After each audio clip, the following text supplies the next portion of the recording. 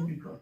در نتیجه این صحنه جناب بیتونی در یک چنین شرایطی تروریستان جمهوری اسلامی میان اینجا نقشه حمله به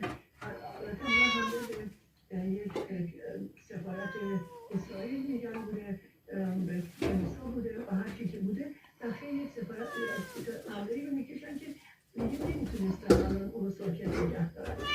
در نتیجه مسئله برملا شده و به دادگاه کشونده شده. الان 3 نفر در دادگاه به دادگاه برده شدن و این موضوع تهدید به امنیت ملی بریتانیا شناخته میشه.